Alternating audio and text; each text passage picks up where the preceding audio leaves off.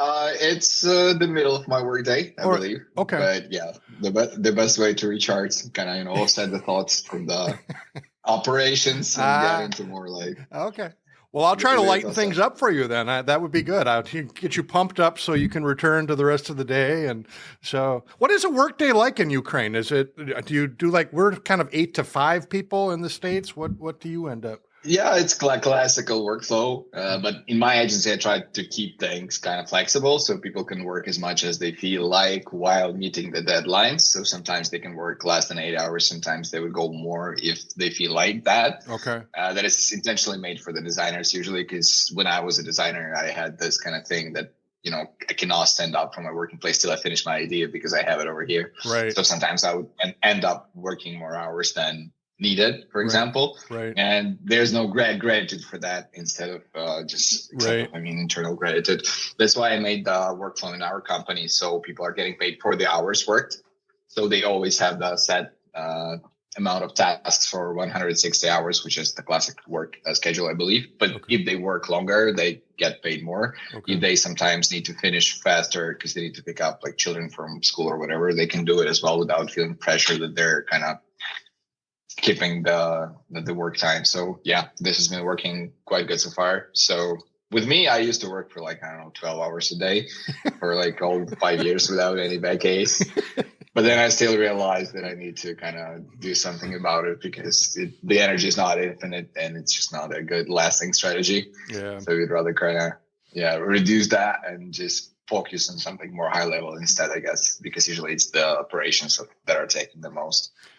It's time. not. It's not perhaps the. It's. I think in some ways maybe it would be offensive to some people, but I've always thought of creative people as being kind of like cows in the field. You drive by a cow in the field and you don't. It's like, well, why are they just standing there? It's just like they're working. What do you mean? They're working. Cows have to stand up. That they have to eat the food. They have to digest it. And I find, at least with my own creative process, that a lot of times I need to be away to recharge batteries, to kind of get my thoughts cleared out, to see other things that will inspire me that I just kind of plug away for, a later date kind of thing. So I appreciate that you have that kind of flexibility, because I think with a lot of non-creative people, it's very difficult to understand that just because they're not here doesn't mean that they're not here, and that is that's for a sure thing.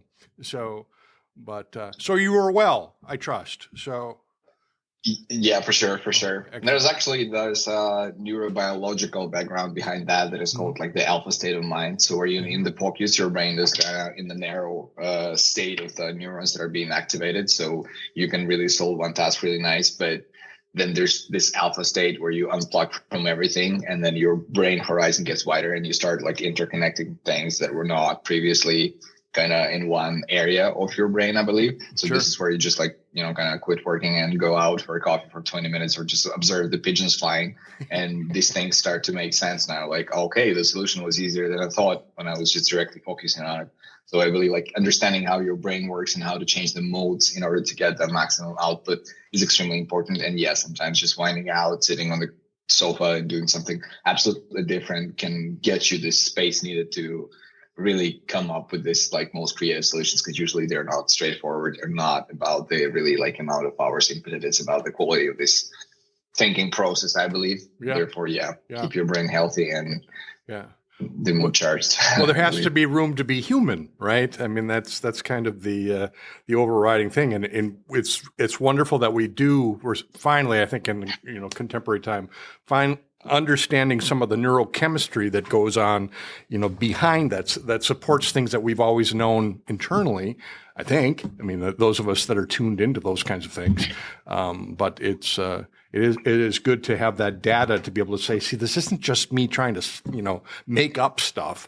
This is stuff with some real empirical data behind it, and we should listen to that, just like we should listen to people that have some facts and have studied things and know stuff that we don't know, instead of listening to Carl here, who has an opinion on this, and Carl's smart about a lot of things, and that thing just makes me go, what?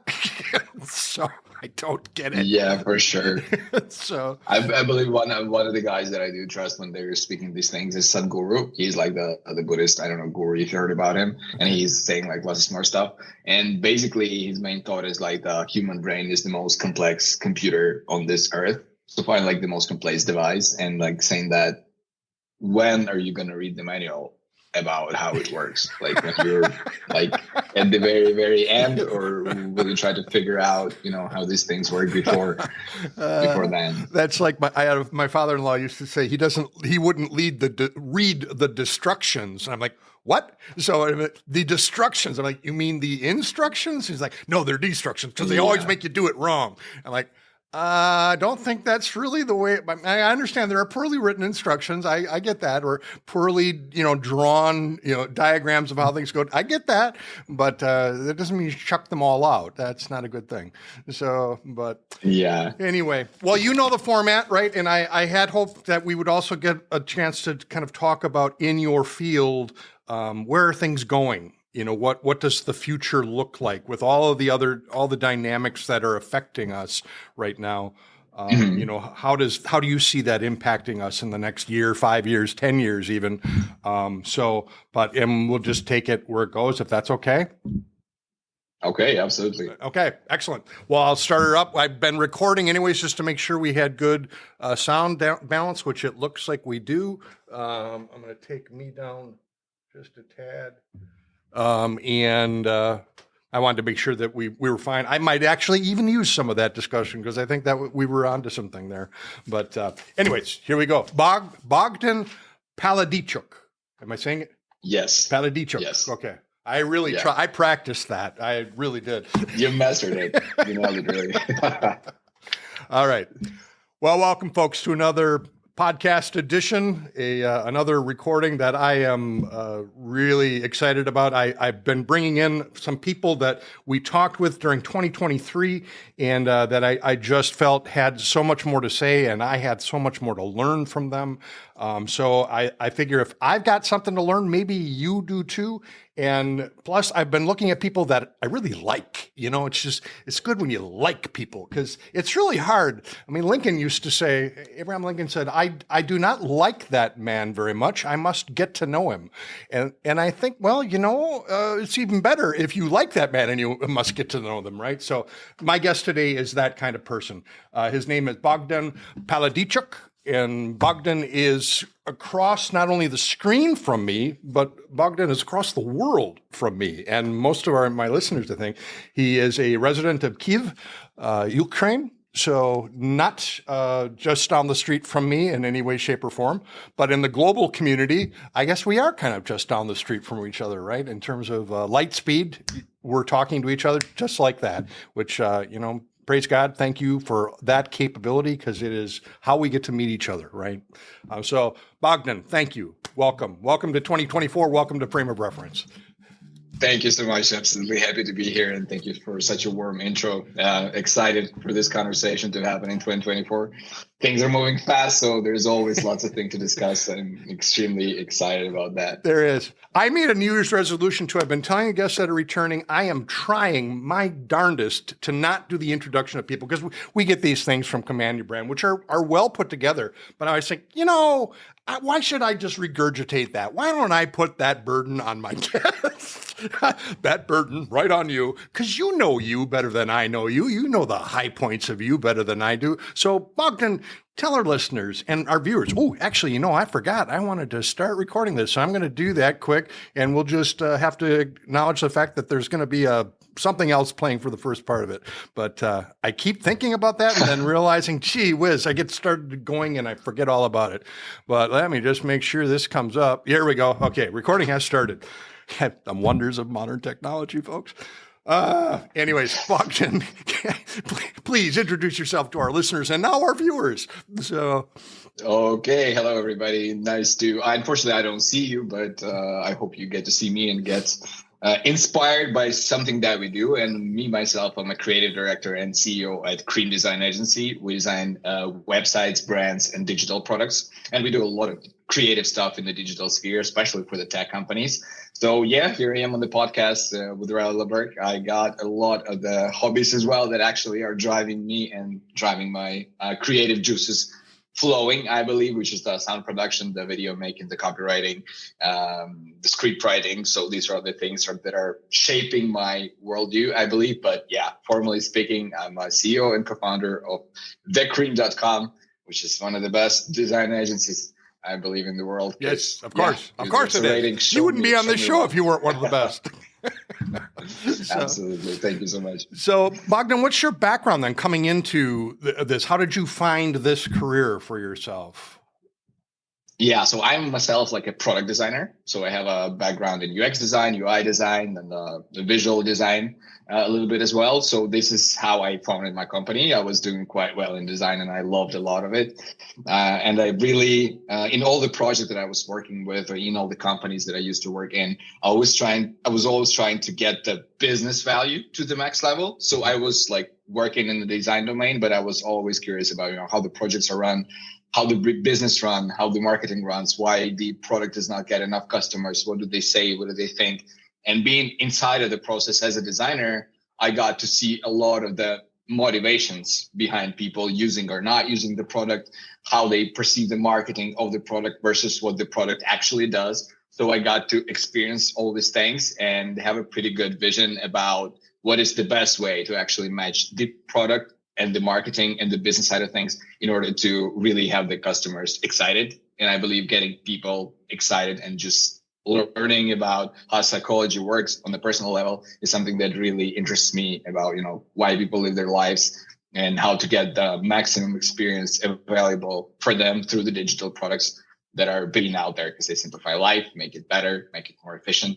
So yeah, being a designer and always expanding my field of knowledge, of interest, and what I was doing got me to starting a company. And currently we have 30 people. And we are working for 5 years already. We have big brands in the portfolio, and all the companies that we are working with, they can even start with one single banner. But then when they start working with us and understand the whole potential of these 30 people that are absolutely enthusiastic about what they're doing and about the value that we can bring to the table. Because again, I was trying to find people who are as curious about the tech, about design, and about impact as myself. And I do believe that curiosity is one of the main drivers of people progressing at something. Sure. The fastest learners I've seen were the people who had the most curiosity about how this stuff is made. So this is number one factor that kind of drives the people that I hire, drives me, and as well as with clients as well. The more open-minded they are, the more they are open to explore what's possible to do in terms of, again, translating for example, business requirements into the creative language. They really are interested about, why this happens like that, what else can be done. And then by being open-minded and exploring all the possible options coming from different backgrounds, then the people combine this synergy of thoughts into something that is absolutely new, absolutely fresh, and absolutely groundbreaking. Yeah. Because the opposite of that would be the ego and just being kind of mine, not being flexible, not considering anybody else's opinion just because you want to get it right that you're the most correct person in the room, the wisest person in the room. So yeah, the most creative people usually say that they know nothing and they're absolutely happy to explore. Sounds like the difference between free thinkers and fascists. I'm not sure. So we could label it all kinds of different ways. But, it's interesting to me, too, that, with the conversations I've been having with people more recently, the word curiosity has come up a lot. And the first thing I think of when I hear people talking about curiosity, too, is how we have, I think, constructed culturally, and I don't know if this is beyond America, but I know here we have a saying, curiosity killed the cat. And it's used regularly to describe the person that, you shouldn't wonder about, you shouldn't go looking at that thing, you're going to end up getting hurt. So it really encourages people to not be curious because that's seen as a death threat waiting to happen, kind of thing. And that's just struck me as so wrong, because we come out, our beginnings as human beings is built fundamentally on curiosity. That's how we grow. That's how we learn the things we need to learn. That's how we experience the things that really make us unique to ourselves, is we just ask, what if? And there's these two factions, maybe more than that, but there's a faction that will look at something and say, this is what happened. That's exactly what happened here. Is that was caused by blah blah blah, and it was that. You can have another person saying, no, that was caused by this, and it was a fundamental problem with this fundamental aspect of those kinds of things. And then there's a person that says, that happened. Hi, I wonder why that happened. What was going on there? I mean, that was a really curious thing that happened. And I honestly do not understand where the fundamental part of the human nature is that breaks down, that stops us from saying, I wonder. Because I wonder, I think that's one of the most powerful phrases in the world. And it's certainly in these highly polarized times, across the world. The U.S. we have plenty of it. We're like right there at the head of the polarism, spectrum, like with a lot of things. But it is so, it's so contrary to what will bring us together, to what will, bring us to the next step of what we are capable of doing when we work together and just say, I don't know. Let's figure that out. Let's go ahead. You want to figure it out. I'm going to try to look at it from this way. You try to look at it. That's fine. And we'll see what we come back with. Okay. Where does that break down? And I think a very, very important concept in curiosity is curiosity as well. And the core of it is a very interesting question. Why? I believe answering that question usually provides the most value about everything that you do. And this is one of the questions my creative strategist would always ask whenever we're debriefing any project. So we're going to tell him about this, hey, we have a client who would need a website. It needs to be white and black, or colorful. And he wants it to have modern. And he was like, why? Why does he want to have a website? What's the goal? What's the end goal? What's the purpose of it? What he actually wants to achieve with having a website, because website is also just a tool. So whenever I hear this question, why, being brought up in many conversations, and also a good way I get absolutely excited, because really this is simple, three simple letters, right? But there's usually so much thinking behind how to answer it properly in order to really get what you want, or this can be even in the broader context. For example, the why question is also very big in defining how companies do what they do and why they do it. In the end of the day, there's this why component. So there's this amazing video on TikTok, I believe, where the guy was talking about these three circles: what, why, and how the companies do stuff. Simon Sinek. And the Apple usually, and usually the companies start with the center, right? The most successful ones, why we want to save Earth. That's why we're building clothes that are going to be sustainable. That's why we're Patagonia, sort of things. Not we sell T-shirts because, but going from that why is really what people do care about, because this is, again, I believe one of the most fundamental questions. But besides that, there's a lot more questions to be asked, and a lot of opinions that should be considered when you have an open mind, in order to get these fantastic results, fantastic new ideas, and the best way of doing stuff, I believe. Yeah. I think it really is. So you see that's permeating all kinds of different domains, is asking why. And it's difficult because we also, I think in media, for example, I've used this analogy, and I'll put it out to you. You argue with me if you think I'm not onto something, if this is stupid. But we in media, the job has been traditionally to identify who, what, where, when, how. Right? We look at the things that happened. A true journalist wants to define those things. And then the op-ed people would talk about the why. So now we've got these media things that are going on where the journalists can't seem to just get away from, and their audiences demand that they not only define who, what, where, when, how, but they give them a why too. And those whys are getting so pathological. And what really concerns me is that our whys are being answered by our biases and by people who have similar biases, instead of being answered by, well, why is not Why? And you figure it out. Why is well, maybe it's this. Okay, let's test that out. Well, maybe it's this. Oh, let's test that out. Well, what if it's, and the real fascinating things happen when somebody goes way outside the box and says, well, maybe, and they go, oh, God, there's no way it could be that, only to find out that, yes, in fact, it is that.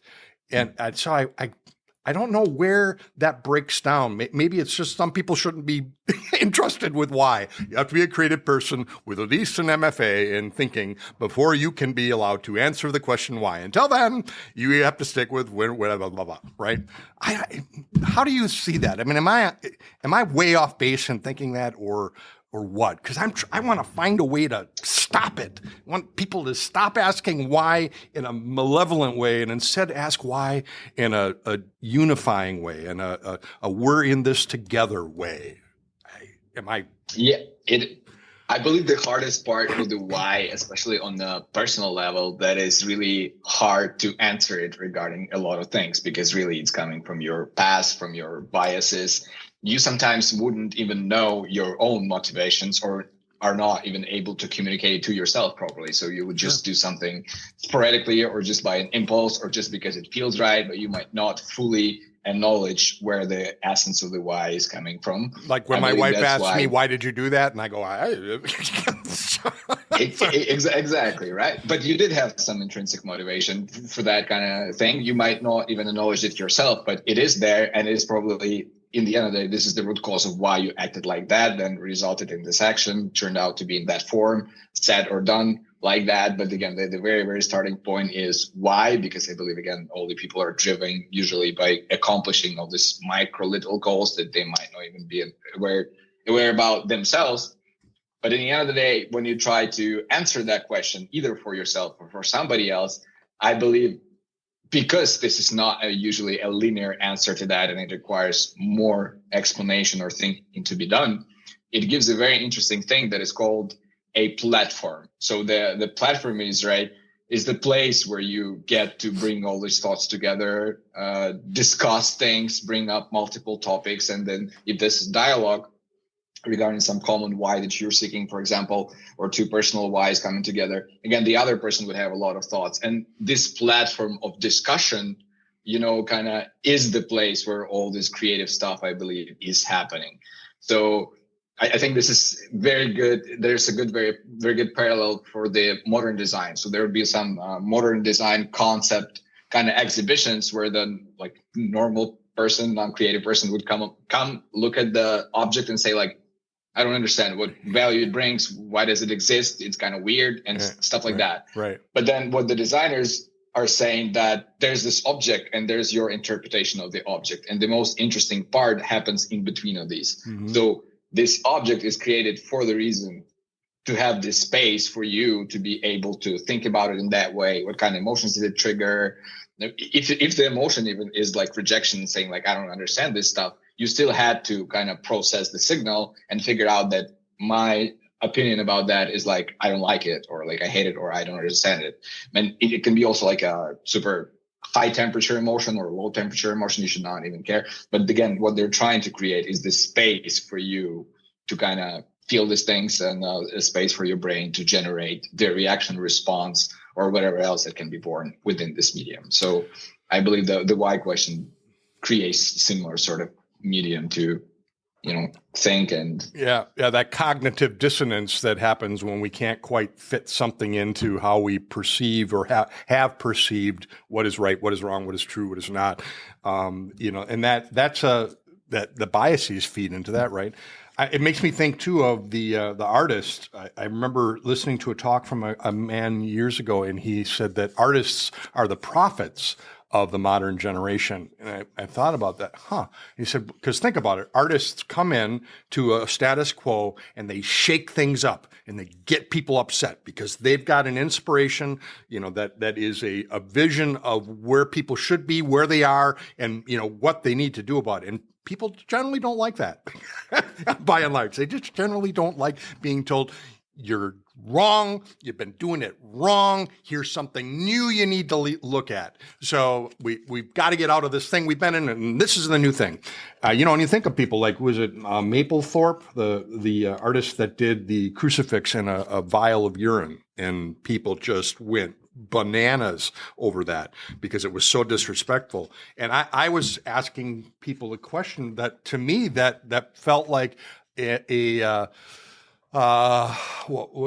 the word I'm looking for? It was like a calling to the church to say, look at what you are doing to the cross of Christ. I'm not doing this. This is what we are doing to the cross of Christ through the way that we are practicing religion. And I got that message right away. And, I don't know to this day, I honestly don't know if that was his intent, but that's certainly what it communicated to me. So when you talk about that space, that's in between, when you have the object that you go, I don't get it. I don't understand. I mean, there was a time in my life where Jackson Pollock, I would look at his stuff and go, how is that art? And then I got older and I went, no, wait, he's really onto something here. There's an emotional connotation there. There's a chaos there that also has a strange, order to it. There is something that I wasn't seeing initially, that whether life experience or whatever does it. And I keep coming back to that I believe one of the cures for our society is to have more creativity, to instill people and teach people what critical thinking looks like. What does interpretive thinking look like? That it's okay to not like something, but it's not okay to not understand why you don't like it. That's fundamental to understanding who we are. And, rather than find people that agree with me, I don't like it either. I don't think, why is it doing that? Well, I don't understand. That doesn't get us anywhere. That just says, now I have 3 other people that don't like me. So it must be right to not like it.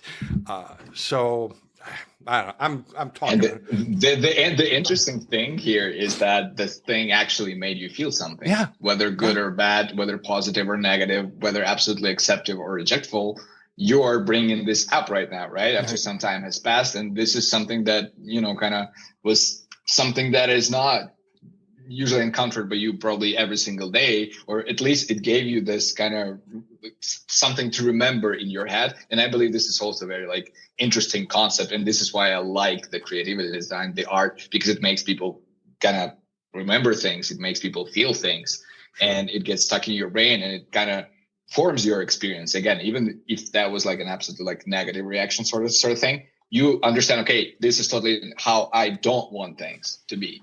And it is always also important to know how you want things to be and you don't want things to be. And I believe if you understand this concept of psychology as well, that people usually remember stuff that is not usual, that is beyond what they normally see. This is something that they remember. This is something their brain gets attached to, at least for some period of time. This is what makes them feel things. Mm-hmm. So from there, you can take it and kind of put it in the right direction if you want it commercially, if we're speaking in business terms. That's why, there was always this kind of opinion about notoriety, that, notoriety is also an amount of people thinking about you, even in a bad way. Right. Still they do, and still they care. So, yeah, I believe taking that, utilizing that in terms of brand perception and knowing how to drive the business results, for example, if you're doing something commercially, to that psychological aspect is the reason why you should not always play it safe, be absolutely correct in all the ways. And there will be also very interesting examples of this. I saw it in Ukraine. There was this very big banner on the central street, and it had a typo in it. And I was like, really, you can spend a lot of money, and then there was a designer, there was a supervisor, a project manager, proofreader. Everybody omitted this type, and I was like, typo, and I was like, that's kind of weird. So I took an image of it and sent it to my friend, saying hey, look at that, here's a typo. And then I started noticing that this kind of screenshot started popping in different places. So there were a lot of people actually talking about that typo. They were like, see, they got it wrong. But this created a hype because, kind of people, again, right, they use this attention grabbing method that is absolutely non-linear. But in the other way, a lot of people are discussing that. Hey, you seen this typo from the big brand? Oh, wow. Right. that might have even been intentional. And when I started noticing this effect, this probably was. And I also like, again, how the marketers and brand guys and designers and strategists can really get sometimes kind of creative into getting people to notice some stuff. And I think it is kind of cool. Yeah. And the Oatly company is also doing very similar brand marketing. They would also like cancel out the classic marketing team, and they would do these weird ads on the streets. They would just, I don't know, like paint weird stuff and like do absolutely non-traditional. Or the Red Bull example, where they would be throwing out the the empty cans of Red Bull just for people to have this kind of feeling that Red Bull is everywhere and people are drinking it. All these kind of guerrilla marketing techniques are, something that really can drive a lot of interest. And I believe as a creative, for me, it's always interesting to work with these kind of concepts way more than with something absolutely linear. Can't you see it? You'd have a drink and you could say, at such and such, we can't spell, but our drinks taste good. So, that sort of thing. Because everybody misspells, right? So you've got that common, pull right there. Wow, somebody put... I misspell all the time, but come on up here. So, and then you hear the counter to it of is, we did that on purpose because it allows us to do this next step in the campaign. Yeah, I mean, you're absolutely right that we have a tendency too to want to point out things that are wrong. That's kind of a way that human beings, from my experience, feel better about themselves is by saying, well, see, I'm not. I know how to spell that word. I would never make that mistake with that word, right? So it's a phenomenon that I've always kind of laughed at and always go, oh my God, come on, judge not that ye be not judged. So what I have not been answering or asking my favorite things questions, but I'm going to shoot one in right now. What is your favorite thing that happened in 2023 that you hope happens again in 2024, that you'd like to build on in 2024? Okay. So actually the very interesting things that usually the most transformative, like periods, I believe, or events, are usually the ones that are not necessarily positive in the beginning. So we actually, like last year, we had a series of layoffs of the workers. So there were like some kind of people leaving our company, and for a company of our size, that was kind of a big percentage. So my HR was like, look at the stats. We have, this kind of high or like low tenure or whatever you call it. I was like, yeah, but I know all these 5 people that left and I know why they left. So this was kind of like a hard for me to see because I was like, working with them for quite a bit of time and we had the system in place together and stuff like that. But then I was kind of refiguring out, how do I restructure the business? Why did I personally maybe feel kind of something towards these people leaving, and how should I manage that? So I believe like processing that things gave me so much insights into what our business can be, how to make sure that our system is absolutely bulletproof from anybody leaving, and still people can come in easily, for example, and take the work and continue doing it. So it became like way more operationally, I believe, standardized in a way, and in this way, way more scalable. And also in my personal life as well, because I was sometimes helping these people a lot, or investing my time in it a lot. So it also got me refiguring out how I want to build the relationship with the people. That led me to very great insights, delegating more, assigning responsibility centers, teaching some people, intermediary people, stuff that I know so they can teach people stuff, and so on. So there's been really lots of things. And even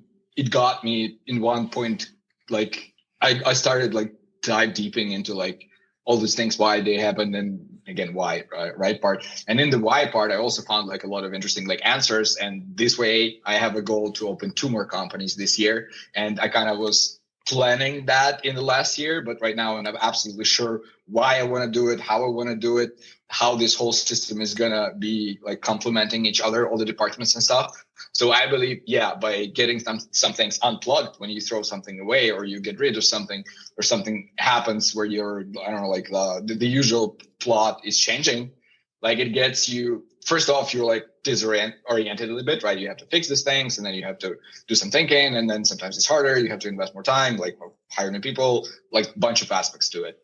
But then in this process, you kind of learn a lot of things. You grow, you see the world differently. And this way you can look back and think oh, that's cool. I didn't have this experience. So in the end of the day, this experience. So in my case, yeah, like in the end of the day, the layoffs of the people that left brought me to the idea of creating a mental health startup, so I can check in on the mental health of my employees more often, I believe, and understand if something is going wrong in their personal life or they're just not feeling well. I can have a conversation with them. Hey, can I help? Or maybe you need time off or something like that. So again, this kind of the breaking part at the beginning led you to creating a very good solution in the end. So yeah, that's my story, I believe. Cool. There was go ahead. Sorry. With all that, all the ups and downs, and kind of like. It makes me think of two things. My mom used to say all the time, God never closes a door that he doesn't open a window. So now I thought, that's very much how life works, right? Something closes and we're like, oh, I didn't want that to close. I wanted that. But then it's like, well, but where's the open window here? And, you've found that through the process. The other thing it makes me think of is a leadership guy that we've been working with here at my full-time job. And the man there was talking about how leadership is really about whether or not people want to follow you. And one of the things that makes people want to follow other people is that they have to feel safe. So by changing things up a little bit, it sounds like what you're ultimately doing and creating is a safer place. And the more people feel like this is a safe place, they want to come to it. They want to contribute. They want to make it safer. They want to, do what they can to, build the walls so that that safety is secure. And I that leads me to my next question. Actually, is what is your favorite thing right now about living in Kyiv, Ukraine? Okay, my favorite thing is I really love the vibe of the people, and I always loved it. So even despite all the hardships that has been thrown at us, the people are still striving as much as they can. They're like kind of holding together. They're opening up this whole new layer of Ukrainian identity that actually gets people also to create lots of different stuff, to create more stuff for culture, get more music out, like get more designs out there. So I really am the most excited about like being in Kyiv is all these people that have the perseverance, the strength, and they are still again doing this cool stuff, and they're even taking it to a next level because, hey, you don't know what's going to happen tomorrow. So I will go all in. So I do like this dynamics of the behavior, I believe. And because there would be some people in Austria, for example, because I know they're a bit conservative, and that's what my friend just recently told me. They're like, I don't know, taking it easy, taking it slow, moving in a slow tempo, and that's absolutely nice. It's a very good way to live life. But then there's this New York vibe, right, where people are absolutely crazy, like doing lots of stuff. I have lots of energy to kind of contribute to this world, and I love movement. I thankfully consciously know why I'm moving in any direction and making every single move, because this is also the other downside, I believe, about being kind of compulsive, is not even know why I do things and just trying to move. Not my thing. Thankfully I know why I'm moving, where and how, and I do like the pace of it. Mm-hmm. So to me, seeing a lot of like-minded people on the streets that are kind of like tough, fast, I don't know, like dynamic, durable, creative is something that I really love in Kyiv, and you can meet a lot of creative people over here. I believe this is really a place for the creative people. Well, yeah, there's a tendency, I think hardship, you see that with artists all the time, right? The times where they were in the most dire straits is usually the time in which the greatest works occurred. And that, I think of painting in particular, the incredible periods of Van Gogh's life, and his life was not peachy keen when he was, contributing to the art world with the radical things that he did that now we look at and go, oh my God, the man was such a genius. And there are example after example after example of people that were struggling in some way, shape, or form, whether it's financially, emotionally, psychologically. Some of the greatest works comes out of that as they're trying to just get the release of what's going on. Picasso, being what's the piece? I can't remember it now. That he did during the war in Spain, and it's one of the seminal pieces that shows the hardship of war in an abstract way, but in some ways it's a more poignant and it's like Gorga. Oh Lord, what is wrong with my brain lately? But people will know what I'm talking about. But that work is, you look at it now and think, well, there was incredible hardship for him to even paint that. He had to have been in just horrible, horrible environment to have witnessed that. And yet this work of art comes out of it that helps to define it and helps to, unite people together to say, let's stop this thing. This is absolutely horrible that's happening to people. And I emotionally identify with it in a way that's much more powerful than, talking about it forever would be. So what's your favorite thing right now when you're on the streets in Kiev? What's the favorite place to go to right now? Are you going to go more often? I really love going to the bars where they would have DJs playing, because that for me is the perfect way to have rest, I believe, because you can sit at the same time there's loud music, so you can dance if you want to. So you're either standing up or sitting, and then you can still chat with your friends if you want to. And I'm personally a big fan of music. So yeah, that's definitely, these are my places to go. And there's also like a lot of art galleries as well, and like art pieces that are being exhibited way more in different places that I also like watching, because as I said, there's this new vibe of Ukrainian culture in this renaissance, as I would say right now. And it's very interesting to explore it as well.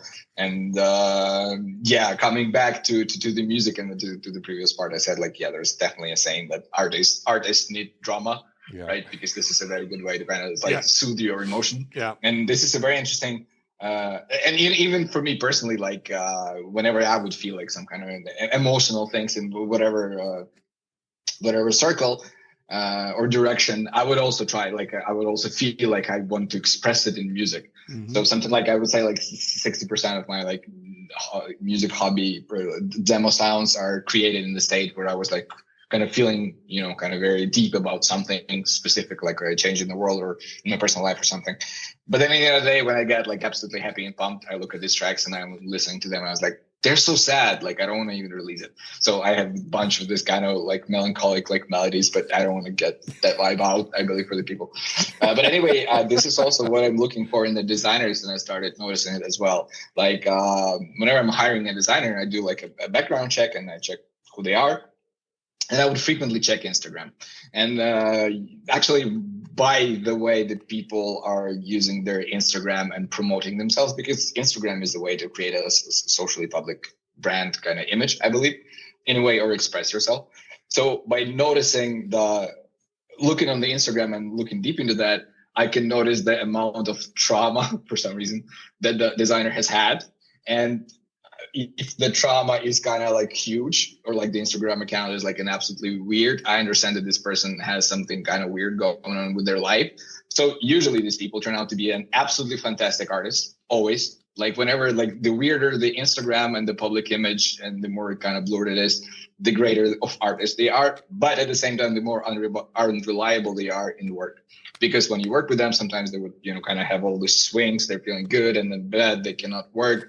They need 3 days off, and then they can come back and that kind of stuff. So I always when I do a background check, I kind of check for that drama needed for the creative to be able to be good kind of coefficient in people. Because again, when it's too much drama, they're very good artists. But when there's lots of suffering and stuff, usually there's a lot of the worst performance, I believe, or something that are out of the creative potential. They still have to be in the worker in order to make the work sufficient, discipline, commitment, responsibility, and stuff like that. So usually they can be suffering. But yeah, this is something that I've noticed. And so you're looking for functional creative people. You're looking for functional crazy people is what it comes down to, right?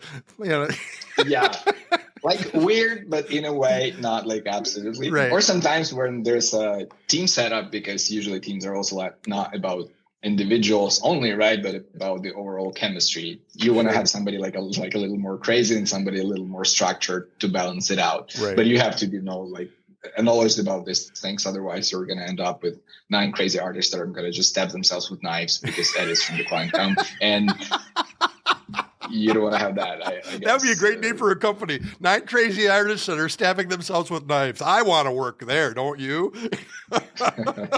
I guess. Or maybe it's a band. That could be a band. Definitely could be a band, couldn't it? So, sounds yeah. I'll listen to their. I would at least pick up their album and want to listen to what they're all about. So, do you have a favorite kind of music that you're listening to this year? I like electronic music, and I mostly listen to house and techno. These are my genres, but I also like drum and bass lately because it's been coming back. It used to be big, like, I don't know, 10 years ago or something, or 12 or 15 or even 20. But now I think it's coming back to the mainstream, and I'm very excited to see this rebirth of the genre. What do you think is about that speaks to you with that style of music?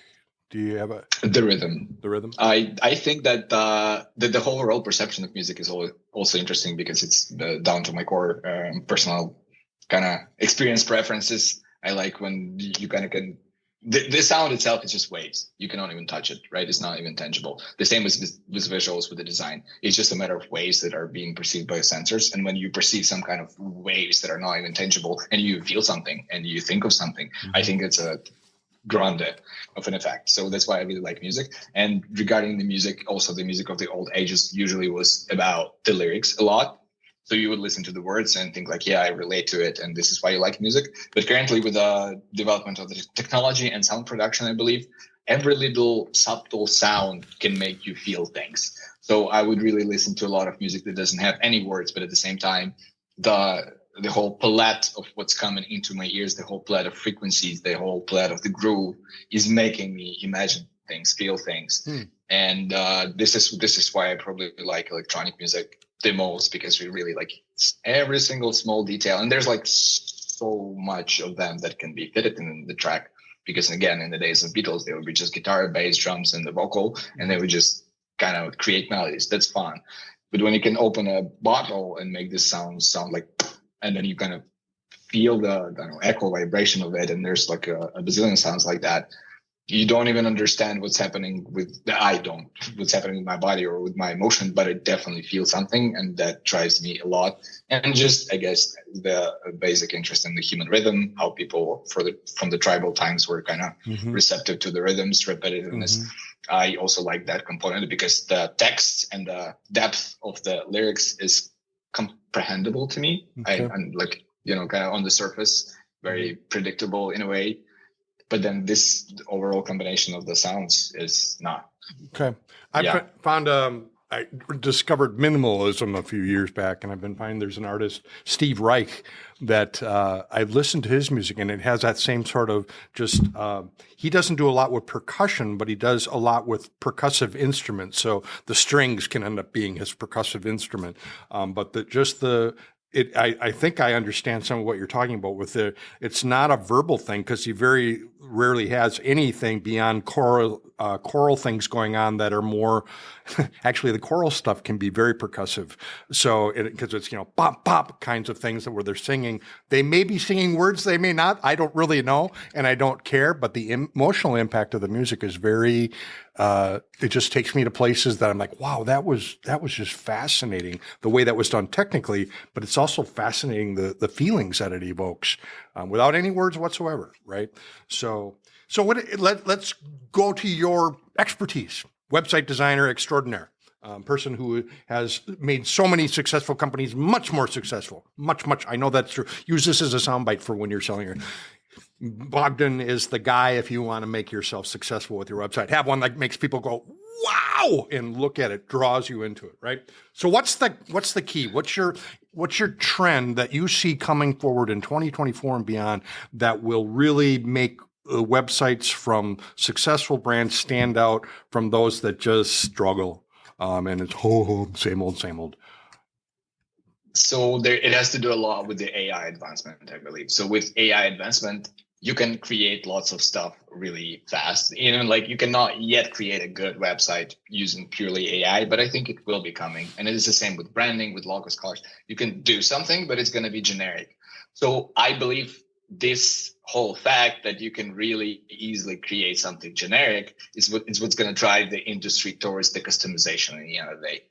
Because if everything around you is going to be pretty much the same or very alike, you're going to, again, start noticing, like accepting that as a default, and you're going to start noticing something that is different.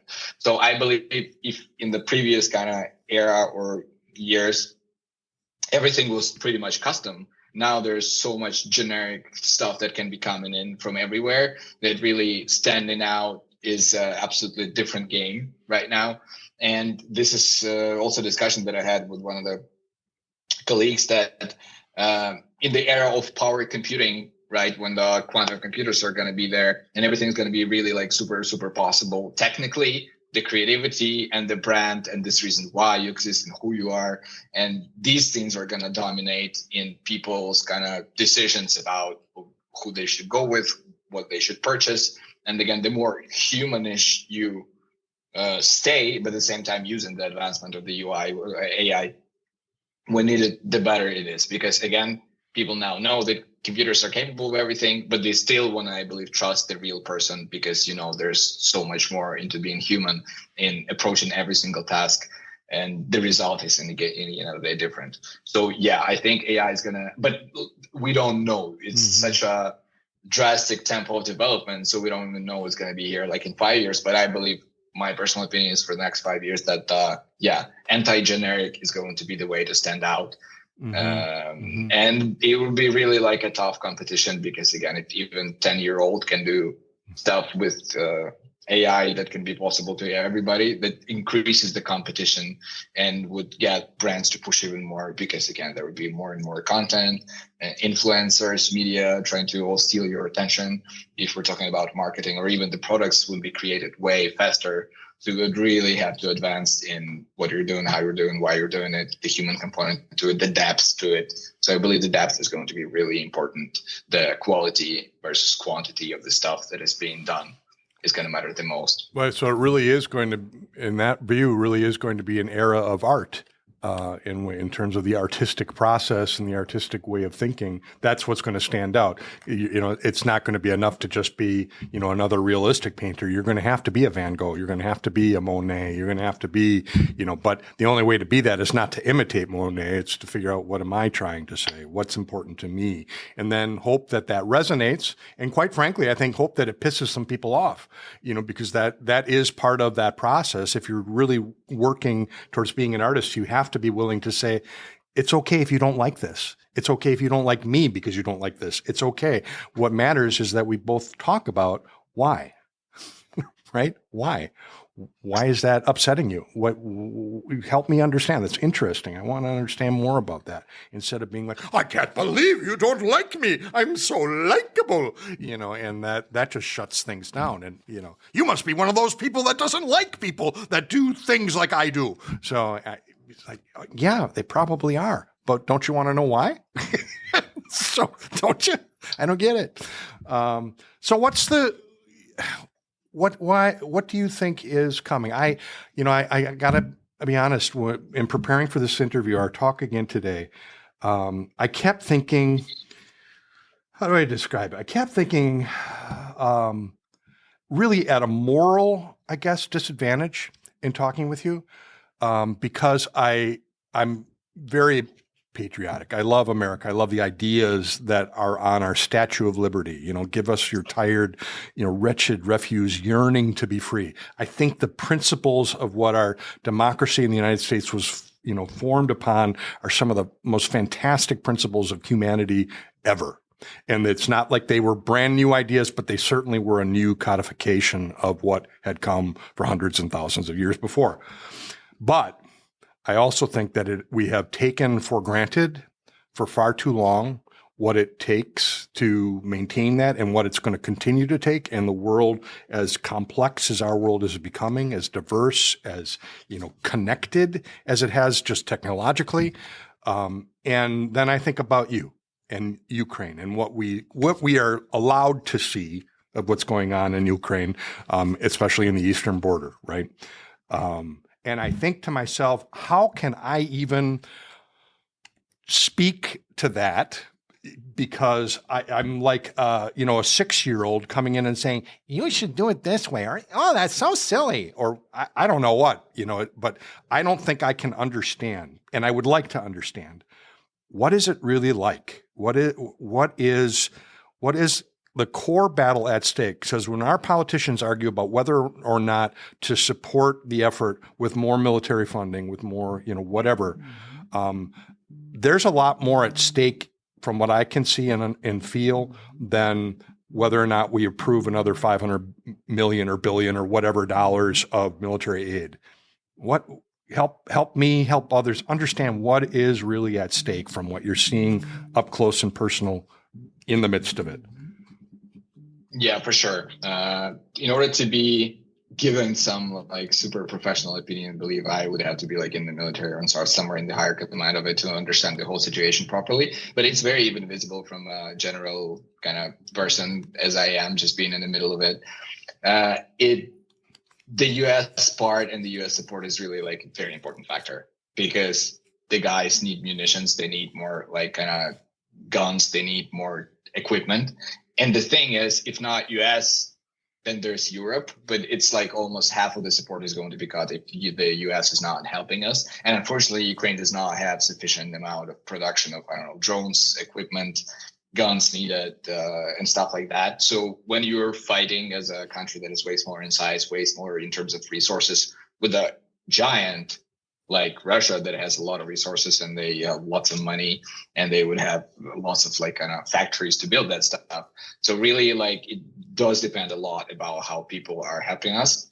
And especially again, US being the biggest player in this equation. And I do believe that it's very interesting because really the values that Russia is propagating with what they're doing is more about like, hey, you can just, attack other countries, right? You can be radical, you can kill people, you can fight for resources and do all this kind of disruption. And this is normal and nobody's going to say anything. So it's just like really anti-democratic values that are being propagated. And the more, again, nobody else does anything to stop that, the more of that we start see happening in the world. So there would be like more countries starting wars, and and the consequences of that are not going to be that great as well. So I do believe that really US is the biggest probably flagship of the democratic values and supporting other countries in being promoting what's right. And it'd be super nice if really US could step up, really deliver and show to the rest of the world that, hey, this is not the way that the world should live by, just attacking other countries or not obeying the international law or something like that. So I do believe that this is a duty. It's not necessarily like a duty, but what US was claiming to be this world kind of pacemaker in democracy and in good things and, kind of justice and trust and security and safety in a way. So I do believe, and I would hope that the US would step up and commit and deliver to those things, because really in terms of shakiness, it's very easy to isolate yourself and just care about yourself only. But again, that's what my parents used to tell me, like, you're the older brother, so you also have a responsibility for your younger brother, not just because right, he's your brother and you have the same values, and it takes commitment, takes responsibility. Sometimes it would take of you to do something that you don't really want to do, or kind of giving out something from yourself in order to keep to pay the dues. And I believe that the world order of safety, of security, of really honest values is something worth fighting for, for sure. But again, the more people, the many opinions. There are definitely many things that I would not know about the decision making, and of course, like sometimes fighting for the democracy might make the gas prices go 2 times up, and the people would be like, I'm pissed, I want my kind of tank filled with the cheaper gas. I don't really mind about the war and stuff like that. But it has to do a lot about what world we're going to live in, what world our children are going to be living in, I believe. Yeah. So maybe it's going to be fine for now. But again, the more you show the bullies that they can do the fighting, the more you turn the world into a fighter place. So it's World War III that has been discussed very actively. I believe that it can be upcoming somewhere. Well, we hide in the chances. We hide in the chances of the overall crash, I believe. So let's hope the partners are going to be helping sufficiently, because with all our desire, we're just unable to fully do it ourselves. And again, given out, I don't even know what kind of consequences would be, if ever. Unfortunately, I don't even know what for me personally losing would mean. What is it like? Probably what I'm going to be killed or something in my family as well, and then lots of other people, and then there would be no concert, or like it's very hard concept to comprehend. But again, even thinking beside my own personal interest or anything, like what the world is going to be if that happened. What is going to be allowed for all the other countries that are absolutely dreaming about destroying their neighbors and taking more territory. Is it going to be a new normal? Well, hope not, because I would like my children to live definitely in a safe world, that they would not be concerned about themselves and the other people having a bad time, or at least as little as it is possible, because all the humans are humans. And I believe that the next point of evolution is the computers, because they don't have egos. They don't have this desire to kind of step over people's heads to take stuff, to get the resources, to be nasty and mean, to, I don't know, break the values or the agreements, or to, that kind of stuff. I believe the computers are very rational, and like, if we're going to kill people or like computers, right, we're not going to succeed, because we kill more of our kind, and this leads overall thing to decrease. Right. A bad way for the evolution. Evolution wants to go up, right? So I believe that the computers and the AI technology is going to be definitely way more sustainable for living a long life, and maybe they're going to live on this earth longer than the humans, because again, it's 2024 and the people are almost pushing the red buttons already. And when is that going to happen? In 10 years, 20 years, 50 years, 100 years, 150 years? So I hope that humanity learns from computers to be rational, or find some better way to integrate maybe AI that is practically very rational in decision making. This leads to a bad end, or to death, to like deprivation of things, and this leads to success, to multiplication, and to this kind of things. We need to learn how to coexist. Yeah. I think movies are the answer. There's a movie back from the 1980s, War Games. I don't know if you've ever seen that. But War Games, the end result is, after all of these, theoretical processes that the computer plays out, and sees that, really there's no winning in the situation, because no matter what happens, no matter what scenario it plays out, it says the only way to win this game is to not play. So, and, we still have, and I believe, honestly, that's part of what the U.S. perhaps needs, is Europe is very well aware. Japan is very well aware. Russia is very well aware. They have seen up close and personal, on a monumental scale, what war brings. China knows what it brings. Vietnam knows what it brings. We have to, as a people, understand that it's not an option anymore. What makes it different? We've been at war. I know, you look at civilizations across the span of time. We have been at war, and people use that as an argument. We're always going to have war. Like, you have to understand something, folks.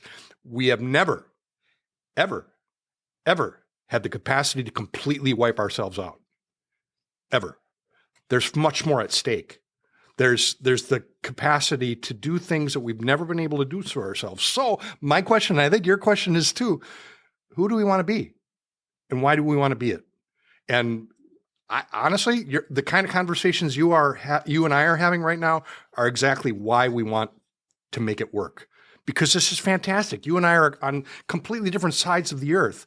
And yet I talk with you and I feel like he's my brother. He's my human brother that I want us to get together and have a beer and listen to techno. And I hope you'll come listen to jazz with me, because that's my thing. I would. So, really, and that's what we're fighting for, right? That's what we have to realize is really at stake is, do we want that future?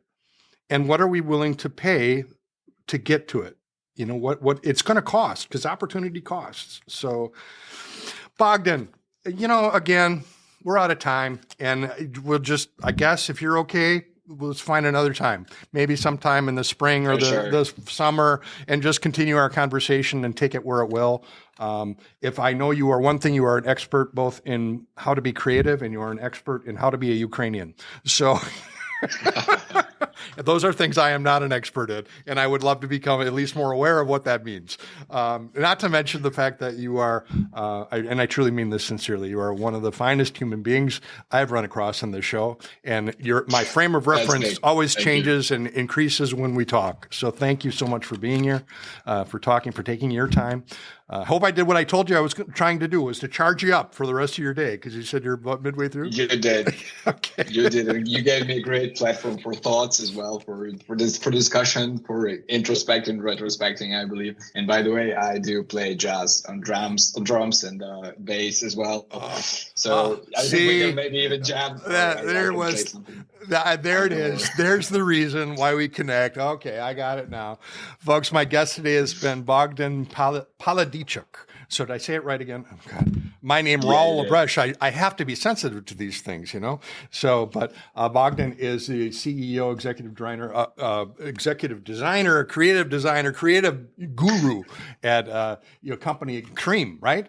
Cream is Yes. okay, which is you are the creme de la creme, we would say in French. Absolutely. So I have a tattoo here. there you go. Excellent. Yeah. So, and he is available. How do people find out about Creme, and could they use your design services for their website? How do we do that? Yeah, it's thecream.com is the website. Okay. QREAM, thecream.com. And yeah, you can get in touch with us very easily. And we're in touch like almost like the same day or next day. So always happy to talk to tech guys who are willing to change the status quo and to build something really great that people are going to remember. And the website, the brand, the creative videos, and just if you need more leverage, hit us up and we're going to do some great stuff for you. Never underestimate the power of a few passionate people to change the world, because in fact, it is the only thing that ever has, right? So thank you, Bogdan. Appreciate it. And thank you, people, for listening to Frame of Reference, Profiles in Leadership. Hope we've given you something to think about, to talk about. And mostly, I hope we've encouraged people to ask, why? Why? Absolutely. Take care, my friend.